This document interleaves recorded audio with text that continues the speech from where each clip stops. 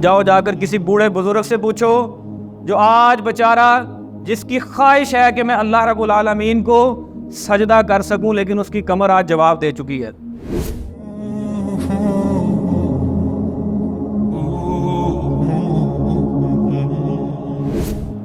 جو 5 منٹ ابھی گزر چکے ہیں، دنیا جہاں کی دولتیں لٹا دی جائیں، آپ وہ 5 منٹ واپس لانا چاہیں تو لا سکتے ہیں؟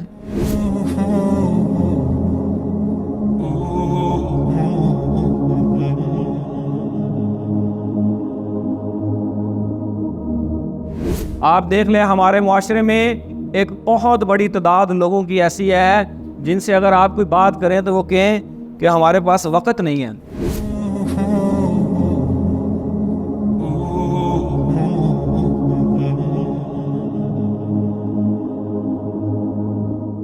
اللہ رب العالمین سے اپنے گزرے ہوئے وقت کے اوپر معافی مانگیں اور اکیلے میں بیٹھ کے اپنی پاسٹ زندگی کا آڈٹ کریں، اور پھر آپ کے سامنے آئینہ آئے گا۔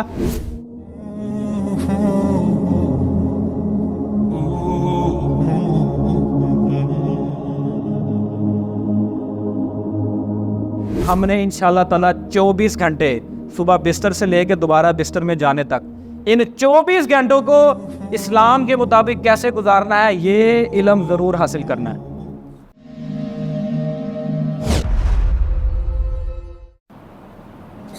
قال اللہ تعالی فی الکلام الآخر اللہ الذی خلق السماوات والارض وانزل من السماء ماء فاخرج به من الثمرات۔ عزیز سامعین، اللہ رب العالمین اپنے کتاب قرآن مجید میں ارشاد فرماتے ہیں کہ بلا شبہ اللہ کی ذات ہی ہے جو خالق بھی ہے، مالک بھی ہے، رازق بھی ہے، اور وہی ذات ہے جس نے آسمانوں سے پانی کو نازل کیا، تمہاری کھیت کھلیان کو سرسبز و شاداب کیا، اور پھر وہاں سے اللہ تعالیٰ نے طرح طرح کے نباتات اور پھل نکالے اور وہ تم کھاتے ہو، اور بلا شبہ بے شمار ایسی نعمتیں ہیں جو تم اللہ رب العالمین کی استعمال کرتے ہو لیکن اللہ کا شکر ادا نہیں کرتے۔ اسی طرح اللہ رب العالمین نے فرمایا وَسَخَّرَ لَكُمُ الشَّمْسَ وَالْقَمَرَ دَائِبِينَ، اللہ تعالیٰ نے مسخر کر دیا سورج کو اور چاند کو یکے بعد دیگر یہ جو نکلتے ہیں، اس میں عقل مند والوں کے لیے نشانیاں ہیں۔ اللہ تعالیٰ نے قرآن مجید میں بے شمار مقامات پر وقت کی قسم اٹھائی۔ ایک جگہ پر فرمایا وَاللَّيْلِ إِذَا يَغْشَى، قسم ہے رات کی جو کہ کالی رات کی طرح آتی ہے، اور فرمایا وَالنَّهَارِ إِذَا تَجَلَّى، اور دن کی قسم ہے جب وہ روشن ہو جاتا ہے۔ اسی طرح کہیں پر اللہ نے فرمایا وَالْفَجْرِ، فجر کی قسم اٹھائی، اور کئی مقامات پر اللہ رب العالمین نے زمانے کی قسم اٹھا کر فرمایا وَالْعَصْرِ، مجھے زمانے کی قسم ہے کہ سارے کے سارے انسان خسارے کے اندر ہیں۔ اللہ رب العالمین کی ذات اتنی بڑی ہے، وہ اتنا بڑا رب ہے، ہر قسم کے نقص سے پاک ہے، وہ قادر مطلق ہے، اس کو کسی بات کو سمجھانے کے لیے، کہنے کے لیے قسم اٹھانے کی ضرورت نہیں ہے، لیکن اس کے باوجود اللہ رب العالمین نے قرآن مجید کے اندر بے شمار مقامات پر قسمیں اٹھائیں، اور وقت کی قسمیں اٹھا کر اللہ تعالیٰ نے انسان کو متنبہ کیا، اے انسان تو گھسارے میں ہے، تو گھاٹے میں ہے، صرف وہ لوگ کامیاب ہیں جو ایمان لائے اور عمل صالح کیے اور اللہ رب العالمین سے ڈر کے توبہ کی، استغفار کی۔ محترم بھائیو، جہاں اللہ رب العالمین کا ہماری زندگیوں میں بہت بڑا احسان ہے، سینکڑوں نہیں، ہزاروں نہیں، لاکھوں نہیں، کروڑوں ان گنت نعمتیں ہم اللہ رب العالمین کی استعمال کرتے ہیں، انہی نعمتوں میں سے ایک بہت بڑی نعمت جو ہم سب استعمال کر رہے ہیں، بلکہ جب سے دنیا میں آئے ہیں استعمال کرتے جا رہے ہیں، اور جب تک ہم قبروں میں نہیں چلے جاتے اس وقت تک ہم استعمال کریں گے، وہ نعمت ہے وقت کی نعمت۔ ہمارا وقت ہمارا سرمایہ ہے۔ یاد رکھیں دنیا میں ہر چیز جا کر واپس آ سکتی ہے، آپ کا کمایا ہوا مال اگر چلا جائے تو واپس آ جائے گا، آپ کی گاڑی، آپ کی کوٹھی، آپ کا بنگلہ، آپ کے رشتہ دار جو آپ سے ناراض ہو گئے ان کو بھی منایا جا سکتا ہے، ایون کہ سب سے بڑی چیز جو انسان کی ہے وہ صحت ہے۔ بہت سارے لوگ ہیں جو موت کے منہ سے بھی واپس آ جاتے ہیں، لوگ وینٹیلیٹر پر پڑے ہوتے ہیں، لوگ 10-10 سال بیمار رہتے ہیں، وہ بھی واپس آ جاتے ہیں، لیکن اگر کوئی چیز چلی جائے وہ واپس نہیں آتی۔ عزیز بھائیوں، وہ وقت ہے جو ایک دفعہ گزر گیا وہ واپس نہیں آ سکتا۔ جو 5 منٹ ابھی گزر چکے ہیں، دنیا جہاں کی دولتیں لٹا دی جائیں، آپ وہ 5 منٹ واپس لانا چاہیں تو لا سکتے ہیں؟ نہیں لا سکتے۔ اس لیے رسول اللہ صلی اللہ علیہ وسلم نے فرمایا تھا، نعمتان مغبون فیہما کثیر من الناس الصحت والفراغ، کہ یاد رکھو لوگوں میں سے بہت بڑی تعداد لوگوں کی ایسی ہے جو غفلت میں پڑی ہوئی ہے۔ اللہ تعالیٰ نے ان کو 2 نعمتیں ایسی دے دی ہیں جن کے بارے میں وہ لوگ غفلت کا شکار ہیں۔ پہلے نمبر پہ فرمایا وہ نعمت کون سی ہے؟ تمہاری صحت ہے۔ جاؤ جا کر کسی بوڑھے بزرگ سے پوچھو جو آج بیچارہ جس کی خواہش ہے کہ میں اللہ رب العالمین کو سجدہ کر سکوں، لیکن اس کی کمر آج جواب دے چکی ہے۔ جاؤ جا کے اس بیمار سے پوچھو جو چاہتا ہے کہ میں اپنے قدموں پر چل کے مسجد کی طرف آ جاؤں، لیکن آج وہ ساری کوششوں کے باوجود اپنے قدموں پر کھڑا نہیں ہو سکتا۔ آج اس اندھے سے پوچھیں جس کی آنکھیں جا چکی ہیں، یا اس مستقل مریض سے پوچھیں جو سالہ سال بستر پر پڑا ہوا ہے، اس سے پوچھیں صحت کتنی بڑی نعمت ہے۔ رسول اللہ صلی اللہ علیہ وسلم نے فرمایا یہ ایسی نعمت ہے جس کے بارے میں بہت سارے لوگ غفلت کا شکار ہیں۔ کبھی وقت نکال کر گورنمنٹ ہسپتال کی ایمرجنسی وارڈ میں، آئی سی وارڈ میں چکر لگائے، بڑا ایمان تازہ ہوتا ہے، بڑی بات سمجھ میں آتی ہے کہ آج جو میں اتنا اتراتا پھر رہا ہوں اپنی صحت کے اوپر، اپنے جمال کے اوپر، اپنے مال کے اوپر، یہ لوگ میرے ہی جیسے تھے جو آج بستروں کے ساتھ جا لگے ہیں، لیکن ان کے پاس وہ صحت کی دولت نہیں ہے۔ اسی طرح دوسرے نمبر فرمایا فراغت۔ لوگوں کی بہت بڑی تعداد ایسی ہے جو اپنے فارغ اوقات کی قدر نہیں کرتی، لوگ وقت ضائع کرتے ہیں۔ آپ دیکھ لیں ہمارے معاشرے میں ایک بہت بڑی تعداد لوگوں کی ایسی ہے جن سے اگر آپ کوئی بات کریں تو وہ کہیں کہ ہمارے پاس وقت نہیں ہے۔ لوگوں کے پاس وقت نہیں ہے۔ محترم بھائیو، یاد رکھیں وقت نہ ہونے کے نام کی دنیا میں کوئی چیز نہیں ہے۔ جب آپ سے کوئی بندہ یہ کہنا میرے پاس ٹائم نہیں ہے، در حقیقت وہ یہ کہہ رہا ہوتا ہے کہ جو کام آپ مجھے کہہ رہے ہیں اس کام کی میری زندگی میں ترجیح نہیں ہے، ورنہ اسی وقت پہ وہ بہت سارے کام کر رہا ہوتا ہے، لیکن اس کے لیے اس کے پاس وقت ہے۔ یہ انسان کی اپنی ترجیحات ہیں۔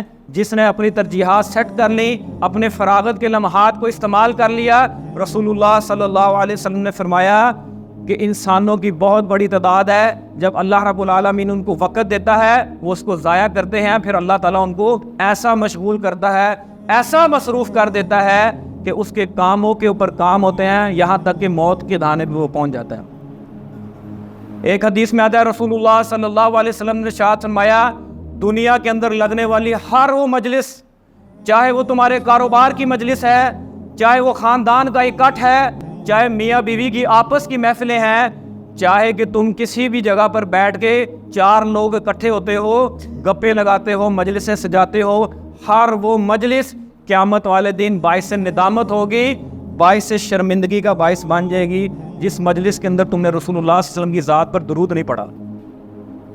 لوگ اکٹھے ہوئے، اپنا کام کیا، اللہ کی حمد بیان نہیں کی اور درود نہیں پڑھا اور مجلس برخاست ہو گئی۔ اللہ رب العالمین، رسول اللہ صلی اللہ علیہ وسلم نے فرمایا کہ اللہ تعالیٰ قیامت والے دن ان لوگوں سے جب پوچھے گا تو وہ اپنی ان مجلسوں کے بارے میں اللہ کے سامنے شرمندہ ہوں گے اور خواہش کریں گے کہ اے رب العالمین کاش تو ہمیں واپس بھیج دے۔ اسی طرح اللہ تعالیٰ قرآن میں فرماتے ہیں وَيَوْمَ يَعُضُّ الظَّالِمُ عَلَىٰ يَدَيْهِ يَقُولُ يَا لَيْتَنِي لَمْ أَتَّخِذْ مَعَ الرَّسُولِ سَبِيلًا۔ لوگ قیامت کے دن خواہش کریں گے کاش کہ ہم نے رسول اللہ کا رستہ اختیار کیا ہوتا اور کاش میں نے فلاں شخص کو اپنا دوست نہ بنایا ہوتا، اس دوست کی وجہ سے میری آخرت برباد ہو گئی ہے۔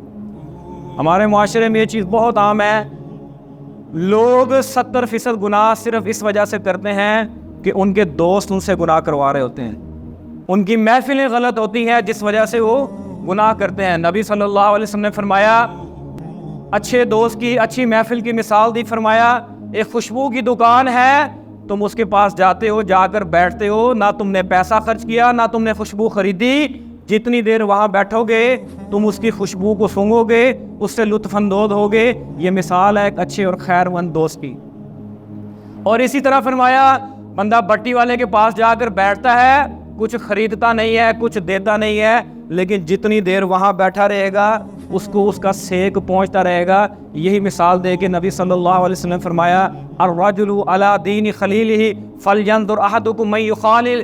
اے ایمان والو یاد رکھنا، تم میں سے ہر شخص جب بھی دوستیاں لگائے اس بات کا خیال رکھے کہ جس دوست کو اس نے دوست بنایا ہے اسی دوست کے ایمان پر اس کا ایمان ٹکا ہوا ہے۔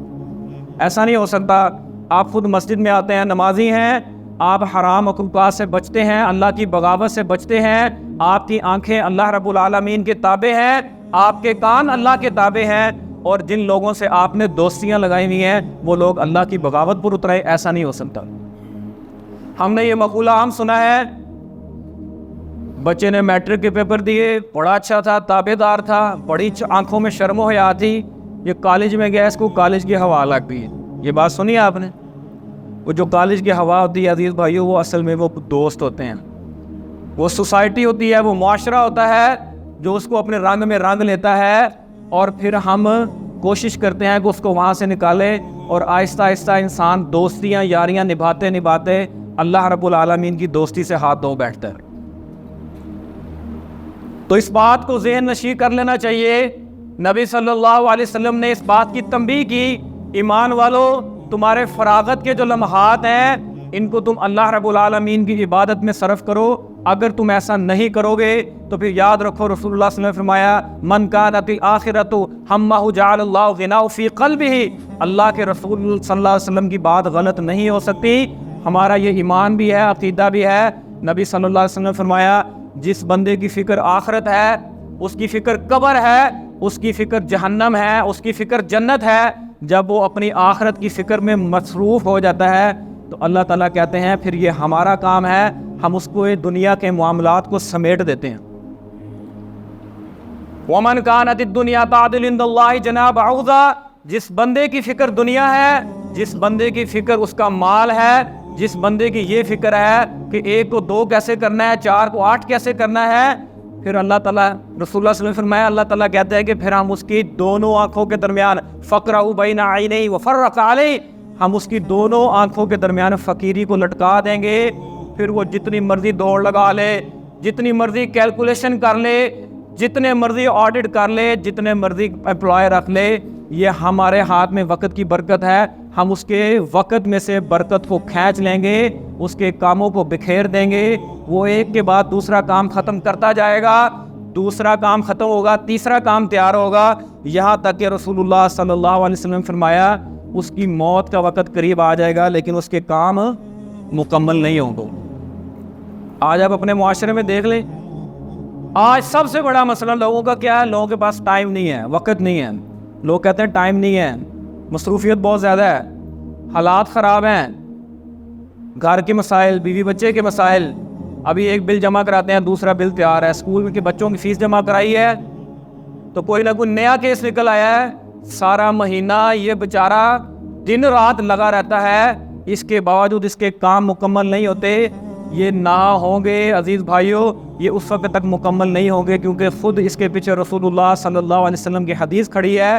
نبی صلی اللہ علیہ وسلم نے فرمایا بدترین ہے وہ شخص جو دنیا کا علم رکھتا ہے، دنیا کے بارے میں اس کو بہت زیادہ نالج ہے، آخرت کے بارے میں بے فکر ہے، دن کے وقت گدھے کی طرح کام کرتا ہے، رات کے وقت وہ گھوڑوں بیچ کے جس طرح سوتے ہیں اس طرح آرام کرتا ہے۔ نبی صلی اللہ علیہ وسلم نے ایسے شخص کو بدعا دی ہے۔ آپ دیکھ لیں ہمارے معاشرے کے اندر آج سب سے بڑا مسئلہ لوگوں کے پاس وقت نہیں ہے۔ عزیز بھائیوں، گھنٹے ہمارے پاس بھی 24 ہیں، گھنٹے صحابہ کے پاس بھی 24 ہی ہوا کرتے تھے۔ کیا وجہ ہے کہ ان کے 24 گھنٹوں میں برکت تھی اور اللہ رب العالمین نے ان کے کاموں کو سمیٹ دیا تھا۔ اتنا کچھ کرنے کے باوجود بھی وہ اللہ رب العالمین کی عبادت کے لیے وقت نکال لیتے تھے۔ اس کی سب سے بڑی وجہ یہ ہے عزیز بھائیوں، ان کی شب و روز رسول اللہ صلی اللہ علیہ وسلم کے طریقے کے مطابق تھی۔ آج آپ دیکھ لیں پورا کا پورا نظام ہی الٹا ہے۔ اللہ تعالیٰ قرآن میں کہتے ہیں ہم نے راتوں کو آرام کے لیے بنایا اور دن کو ہم نے تمہارے لیے روزگار اکٹھا کرنے کے لیے بلایا۔ آپ دیکھ لیں ہماری مارکیٹوں کا ٹائم، لاہور میں تو ویسی ٹرینڈ ہے لیٹ نائٹ تک لوگ شاپنگیں کرتے ہیں۔ 12 بجے آپ کسی بڑی شاہراہ پہ نکل جائیں، لائٹیں چل رہی ہیں، گاڑیوں کا رش ہے، لبرٹی مارکیٹ ہے، شالم مارکیٹ ہے، ہال روڈ ہے، مال روڈ، ہر جگہ جناب لوگوں کی رش ہے، لوگ جاگ رہے ہیں۔ رسول اللہ صلی اللہ علیہ وسلم نے فرمایا اللہ تعالیٰ نے اس چیز کو ناپسند کیا ہے کہ عشاء کی نماز کے بعد تم گپے مارو، مجلسیں سجاؤ، اور فجر کی نماز کے بعد اگر تم سو۔ آج ہمارا شب و روز دیکھ لیں، یہی وجہ ہے کہ ہمارے وقت میں برکت نہیں ہے۔ رسول اللہ صلی اللہ علیہ وسلم نے اس بات کو ناپسندیدہ فرمایا، بلکہ ایک حدیث میں آتا ہے بورک لامتی فی بکورہا، اللہ تعالیٰ نے میری امت کی برکت صبح کے وقت میں رکھی ہے۔ ہمارے یہاں ٹرینڈ ہے، لوگ ساری ساری رات جاگتے ہیں، گپے مارتے ہیں، محفلیں سجاتے ہیں، اور پھر صحیح معنوں میں جب اللہ رب العالمین آسمان دنیا پر آ کے پکارتا ہے کہ مانگو کس نے کیا مانگنا ہے، اس وقت ہمارے نوجوان سونے کی تیاریاں کر رہے ہوتے ہیں۔ ہماری یونیورسٹیوں میں، ہمارے کالجوں میں، ہمارے ہاسٹلوں کے اندر یہ چیز عام ہے، ساری ساری رات نوجوان جاگتے ہیں، موبائل پر، ٹیلی ویژن پر، نیٹ فلکس پر، امیزون پرائم کے اوپر اپنا وقت ضائع کرتے ہیں، اور جب اللہ رب العالمین آسمان دنیا پر آ جاتے ہیں اور ندا لگاتے ہیں پکارو، مانگو کس نے کیا مانگنا ہے، میں تمہاری دعا قبول کروں، مانگو کسی نے اولاد مانگنی ہے تو میں رب العالمین ہوں، میرے سے مانگ لو، اگر کسی نے کوئی گناہ کیا ہے تو اس کی معافی مانگ لو۔ جس وقت سب سے زیادہ برکت والا وقت ہوتا ہے، اللہ رب العالمین آسمان دنیا پر ہوتے ہیں، ہمارے نوجوان سونے کی تیاری کر رہے ہوتے ہیں۔ یاد رکھیں، پاکستان کے اندر 14 کروڑ ایسا نوجوان ہے جس کی عمر 15 سال سے لے کے 29 سال کے درمیان ہے۔ پاکستان کا بہت بڑا مسئلہ اس وقت معیشت ہے، IMF سے ہم نے قرضے لیے ہوئے ہیں، بجلی ہماری مہنگی ہے، معیشت سنبھل نہیں رہی، ملک تباہی کے دہانے پر ہے۔ یہ الٹا بھی لٹک جائیں، ملک کی معیشت بہتر نہیں ہو سکتی۔ بحیثیت قوم، بحیثیت ادارہ، پوری ہماری ریاست اور تمام جتنے بھی ذمہ داران ہیں، یہ اللہ کی بغاوت پر کھڑے ہیں، ساری کی ساری معیشت سود پر ہے، اور جس وقت اللہ رب العالمین کہتا ہے برکت کا وقت ہے، سارے گھوڑے بیچ کے سو رہے ہوتے ہیں۔ فجر کے فوری بعد سونے کا یہ جو ہمارے معاشرے میں ٹرینڈ ہے عزیز بھائیو، وہ برکت والا وقت ہے۔ رسول اللہ صلی اللہ علیہ وسلم اس وقت اللہ رب العالمین کے اذکار کے اندر، اپنے ذکر و اذکار کے اندر، اور مثبت جتنی بھی ایکٹیویٹی ہیں اس کے اندر مصروف ہوا کرتے تھے۔ یہی وجہ ہے کہ آج ہمارے معاشرے کے اندر صبح کی جو روٹین ہے وہ اتنی غلط بن چکی ہے، جس کی وجہ سے ہماری معیشت کا بھی بیڑا غرق ہے، اور ہم الٹے بھی لٹک جائیں، اس کے ساتھ ہمارے معاملات درست نہیں ہوں گے۔ یہی وجہ ہے کہ عزیز بھائیو، اللہ تعالیٰ قرآن میں کہتا ہے افحسبتم انما خلقناکم، اے ایمان والو کیا تم گمان کیے بیٹھے ہو تم ویسی دنیا میں آ گئے ہو؟ ہم تم سے پوچھیں گے نہیں؟ یہ جو جوانیاں لے کے تم پھر رہے ہو، کسی نے 60 سال گزار دیے، کسی نے 50 سال گزار دیے، ہم اس کے بارے میں تم سے سوال نہیں کریں گے۔ مت یہ سوچنا، اللہ تم سے تمہاری جوانیوں کے بارے میں بھی پوچھے گا، اللہ تم سے تمہارے بڑھاپے کے بارے میں بھی پوچھے گا۔ اور ایک حدیث میں آتا ہے، رسول اللہ صلی اللہ علیہ وسلم نے فرمایا اس وقت تک بندہ اپنا پاؤں ہٹا ہی نہیں سکے گا جب تک صرف اور صرف اللہ تعالیٰ ان 5 چیزوں کا سوال نہ کر لے۔ ان میں سے 5 ایک یہ چیز ہے کہ بندہ اپنی جوانی کا حساب دے۔ جوانی میں گناہ کرنا آسان ہے، ریسورسز زیادہ ہوتے ہیں، انسان توانا ہوتا ہے، اس کے پاس زیادہ مواقع ہوتے ہیں۔ یہی وجہ ہے کہ رسول اللہ صلی اللہ علیہ وسلم نے فرمایا شاب نشأ فی عباد اللہ یظلہ اللہ لا یظل یوم ظل الا ظل یوم القیامہ، قیامت والے دن جب کوئی سایہ نہیں ہوگا، صرف اللہ کے عرش کا سایہ ہوگا، اس عرش کے سائے میں جن لوگوں کو اللہ رب العالمین اپنے سائے کی جگہ دے گا، اس میں وہ نوجوان ہوں گے جنہوں نے اپنی جوانی اللہ کے راستے میں لگائی ہوگی۔ یعنی وہ 20 سے 22، 22 سے 25، 25 سے 30 سے 35 سال کی عمر میں ہوں گے، اور ساری کی ساری جوانی اللہ کے راستے میں لگی ہوگی، یعنی اللہ کی عبادت میں لگی ہوگی۔ وہ خوش نصیب نوجوان ہوں گے۔ تو بھائیو، ہم نے اپنے نوجوانوں کی جوانیوں پر پہرا دینا ہے۔ اسی طرح ہمارے گھروں میں خواتین، ان کے پاس سب سے بڑا مسئلہ یہ ان کے پاس ٹائم ہی نہیں ہوتا۔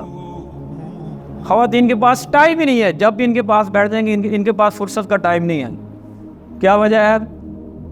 پاکستان کے اندر جو ڈیٹا سٹیٹس آئے ہیں، ایوریج پاکستانی روزانہ 4 گھنٹے فیس بک، انسٹاگرام کی ریل، فیس بک کی سٹوریز، یوٹیوب کے جناب علی شارٹس اور واٹس ایپ کے سٹیٹس پہ ضائع کر رہے ہیں۔ میں نہیں کہہ رہا، آپ کی آفیشیل سٹیٹمنٹ ہے، 4 گھنٹے ہر پاکستانی ایوریج اس سوشل میڈیا پہ برباد کر رہا ہے۔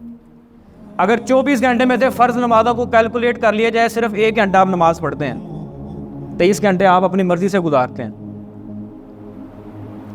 اور بھائی، جنت اتنی مہنگی نہیں تھی جتنی ہم نے بنا دی ہے، ہماری ترجیحات کا فرق ہے۔ اللہ کی قسم، ہمارے پاس جو 24 گھنٹے ہیں یہ اللہ کی دی ہوئی امانت ہے، ہمیں کوئی اختیار نہیں ہے کہ ہم اس وقت کو اپنی مرضی سے ضائع کریں۔ جو بھی یہ وقت گزر رہا ہے یہ اللہ کی دی ہوئی امانت ہے. تمہارا یہ 5 فٹ کا 6 فٹ کا جو جسم ہے, اللہ کی قسم یہ اللہ کی دی ہوئی امانت ہے, تم اس کو اپنی مرضی سے نہیں ضائع کر سکتے. جو بندہ اپنی جان کے اوپر بھی ظلم کر رہا ہے, اپنا وقت ضائع کر رہا ہے, اگر اس کو بات سمجھائی جائے وہ کہتا ہے میرا ٹائم ہے, میری مرضی. جب آپ نے لا الہ الا اللہ محمد رسول اللہ کہہ دیا, پھر نہ آپ کا ٹائم ہے, نہ آپ کی مرضی ہے, نہ آپ کا جسم ہے, نہ ہی آپ کا وقت ہے. یہ جسم بھی اللہ کی امانت ہے, یہ وقت بھی اللہ کی امانت ہے, اور اس کو گزارنا بھی اللہ اور اس کے رسول کے تابع ہو کے رہے. اگر نہیں گزارو گے تو ذہنی طور پر تیار ہو جاؤ, تم سے قیامت والے دن اس کا سوال کیا جائے گا. اے ایمان والو, تم اس وقت تک قدم نہیں اٹھا سکتے جب تک تم اپنی عمری کا حساب نہیں دو. ہم ایک ملاقات کے لیے کراچی گئے, ایک صاحب سے ملنے. ان کی تقریباً 70-80 کے راؤنڈ اباؤٹ ایج تھی, بستر مرگ پر لیٹے ہوئے تھے. یہ عادت بیمار کرسی کے لیے گئے ان کی. تو پوچھا حضرت آپ کی کوئی آخری خواہش بتائیں. انہوں نے کہا کہ DHA کراچی کے اندر جب میں شفٹ ہوا تھا تو میں نے 500 گز کا اپنا بنگلہ بنایا تھا. میری آنکھوں کے سامنے 2 ٹکے کے لوگوں نے کاروبار شروع کیا اور ہزار گز کے بنگلے بنا لیے ہیں. میری یہ زندگی کی آخری خواہش ہے. چودھری اپنا نام لے کے مخاطب کر کہنے لگے چودھری صاحب کا جب جنازہ اٹھے تو 1000 گز کے بنگلے سے اٹھنا چاہیے. یہ اس بندے کی 80 سال کی عمر میں سوچ ہے. جب ساری زندگی ایسے گزری ہونا تو عزیز بھائیوں پھر بستر مرگ پر بھی اللہ نہیں یاد آتا, پھر بستر مرگ پر بھی رب نہیں یاد آتا. یاد رکھو جس چیز پر انسان کی زندگی کا دوام ہے آخرت اختتام بھی اسی پر بھی ہے. اللہ من رحم ربی, کسی نے ساری زندگی گناہوں سے گزاری ہو, اللہ تعالیٰ کا فضل ہو جائے, اللہ تعالیٰ اس کو معاف کر دے اور وہ اپنی زندگی آخری ایام میں توبہ کر لے. ورنہ بعض لوگوں کو بستر مرگ پر بھی اللہ یاد نہیں آتا. ہم حیران ہیں, یہ آج نہیں تو کل بھائی صاحب گزر جائیں گے. وہ کہنے لگے میری زندگی کی آخری خواہش ہے میرا جنازہ 1000 گز کے بنگلے سے اٹھنا چاہیے. تو پھر میں نے انہیں کہا آپ نے لگژری گاڑی سنی ہے؟ کہنے لگے جی بالکل لگژری گاڑیاں ہوتی ہیں. تو میں نے کہا لگژری اپارٹمنٹس بھی سنے ہیں؟ کہنے لگے جی بالکل لگژری اپارٹمنٹس ہوتے ہیں, لگژری ولاز ہوتے ہیں, لگژری بنگلے ہوتے ہیں. میں نے کہا کبھی آپ نے سنا ہے کہ قبر بھی لگژری ہوتی ہے؟ کہنے لگے جی نہیں. میں نے کہا میں آپ کو بتا دیتا ہوں ہوتی ہے.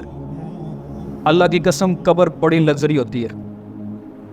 آپ رسول اللہ علیہ وسلم کی سیرت کھول کے دیکھیں, ایمان والے جب اللہ رب العالمین کے پاس جاتے ہیں ان کو قبر میں اتارا جاتا ہے. بڑی زبردست اللہ رب العالمین نے قرآن میں اور رسول اللہ علیہ وسلم نے احادیث میں نقشہ کھینچا ہے.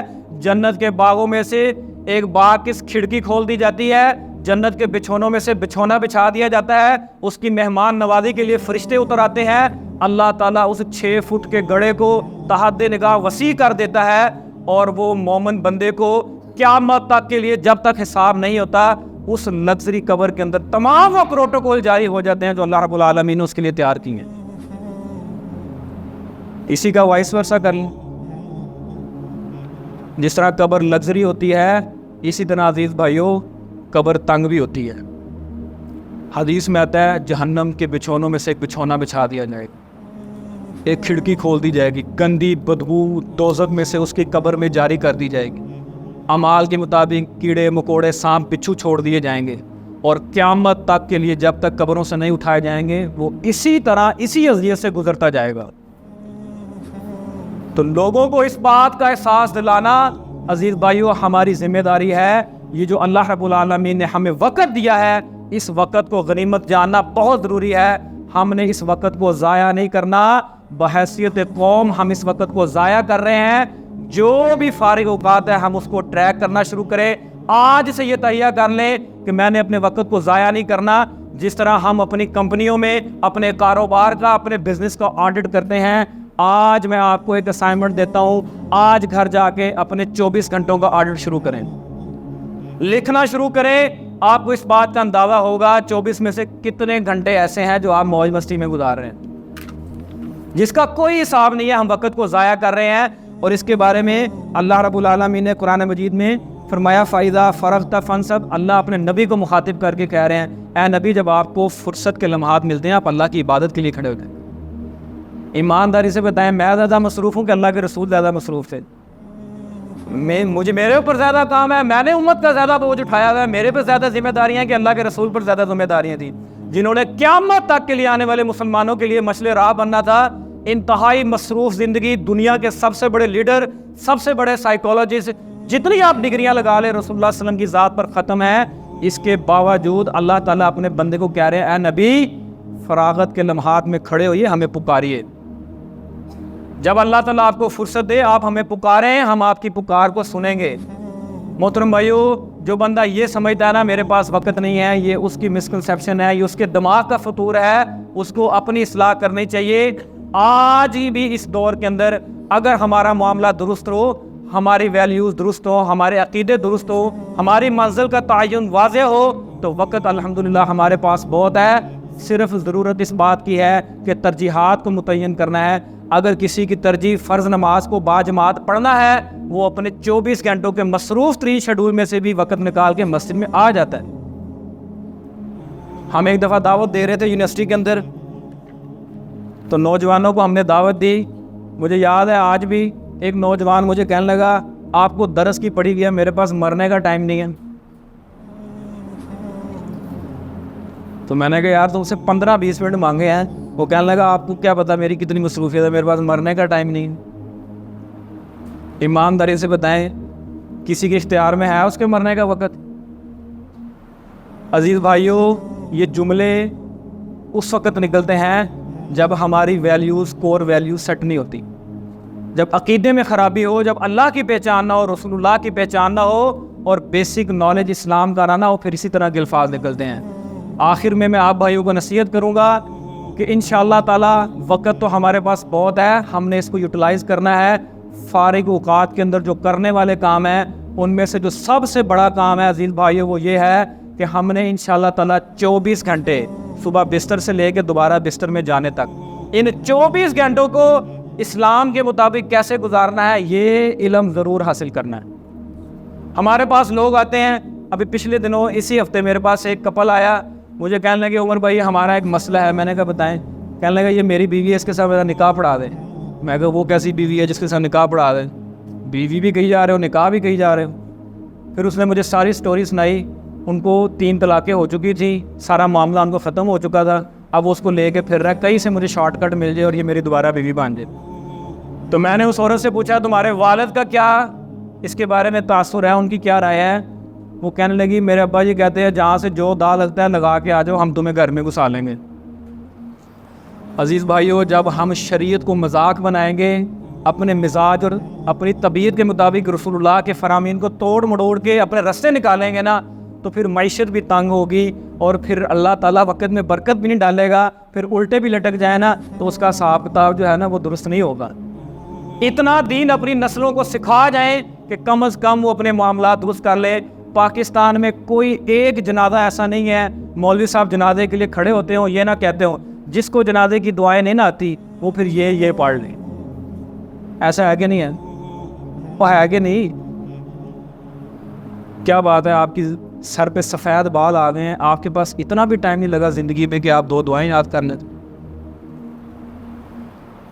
کسی خوش فہمی میں نہ رہیں, آپ کی بھی میت ایسے ہی پڑی ہوگی, لوگ پیچھے کھڑے ہوں گے اور جناب جنازہ ہو جائے گا. ہمارے ہاں معاشرے میں لوگ جنازوں پہ جنازہ پڑھنے نہیں حاضریاں لگوانے آتے ہیں, منہ دکھانے آتے ہیں میں آیا سی. میں نے خود کئی جنازے پڑھے ہیں, آپ نے بھی پڑھے ہوں گے. ہر جنازے میں نے زندگی میں ایک بھی جنازہ ایسا نہیں پڑھا جس میں قاری صاحب نے یہ نہ کہا جس کو دعائیں نہیں نہ آتی وہ پھر ایسے کر لے. بھائی کیوں ایسے کر لے, کو مذاق ہے؟ کیوں یہ پڑھ لے؟ کیوں تمہیں دعائیں نہیں یاد آئیں؟ کیوں تم نے اپنی ساری زندگی ضائع کر دی ایسے امور میں؟ تم نے فزکس کے اوپر کمانڈ لے لی, انٹر گریجویشن کی ڈگریاں حاصل کر لیں, تمہیں او لیول اے لیول پر کمانڈ آ گئی. کیا وجہ تھی کہ تمہیں اس بنیادی علم کے بارے میں تمہیں نالج نہیں ملی؟ اتنا علم اپنی نسلوں کو اللہ کی قسم سکھا جاؤ کہ تمہارے مرنے کے بعد وہ 24 گھنٹے اللہ کے دین کے مطابق گزار سکیں. وقت مختصر ہے. میں جس ذمہ داری پر ہوں, ہمارے پاس اس طرح کے درجنوں واقعات ہیں. ہماری مائیں بہنیں فون کر کر کے ایسے مسائل ہم سے پوچھتی ہیں, اللہ کی قسم بعض اوقات دماغ دنگ رہ جاتا ہے. ایسے بنیادی مسائل ہماری خواتین کو کلیئر نہیں ہے. انہوں نے 30 سال 40 سال زندگیاں گزار دی ہیں, لیکن ان کو اسلام کے بنیادی امور کے بارے میں نہیں پتا. لوگوں کو نہیں پتا. لوگ غافل ہیں. ہم او لیول اے لیول کے لیے گھروں میں ٹیوٹر لگاتے ہیں. اب یہ کووڈ کے بعد تو یہ مسئلہ ویسے ہی ختم ہو گیا ہے. اگر آن لائن ماسٹر ہو سکتا ہے, ایگزام ہو سکتے ہیں, تو آن لائن قرآن بھی پڑھا جا سکتا ہے, تفسیر بھی پڑھی جا سکتی ہے.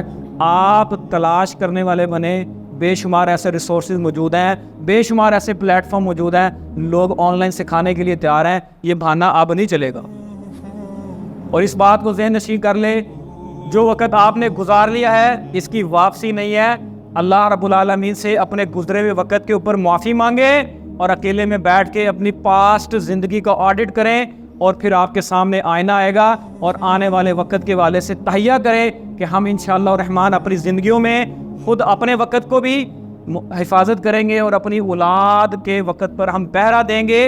اتنا دین اپنے بچوں کو ضرور سکھا جائیں کہ کل کو کم از کم 24 گھنٹے انہوں نے کیسے گزارنے ہیں, ان کو اس بات کا علم ہو. عزیز بھائیوں, اگر ہم یہ کام کریں گے تو انشاءاللہ تعالی ہماری آنے والی نسلیں, ہم اس امید کے ساتھ اس دنیا سے جا سکتے ہیں کہ وہ اسلام کے نمائندے بن کے اس دین کے اوپر پہرا دیں گے. نہ صرف پہرا دیں گے بلکہ جہاں تک استطاعت ہوگی اللہ رب العالمین ان سے دین کا کام لے گا. اللہ تعالیٰ سے دعا ہے اللہ تعالیٰ ہمیں صحیح معنوں میں عمل کرنے کی توفیق عطا فرمائے. وآخر دعوانا الحمدللہ رب العالمین.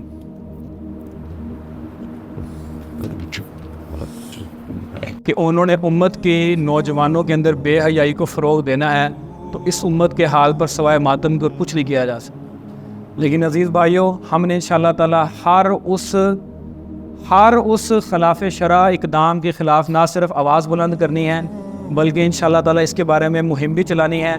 حکومتی سطح پر جن کی ذمہ داری تھی کہ اس امت کے نوجوانوں کو جناب علی ان کی جوانیوں پر پہرا دیا جائے اور کچھ ایسی مثبت سرگرمیاں حکومت کی طرف سے جاری ہوں جس سے ہمارے ایمان اور دین کی حفاظت ہو, وہاں سے یہ اعلان کیے جا رہے ہیں. میں پڑھ رہا تھا جیتنے والے کو 2 لاکھ روپیہ تک ملے گا.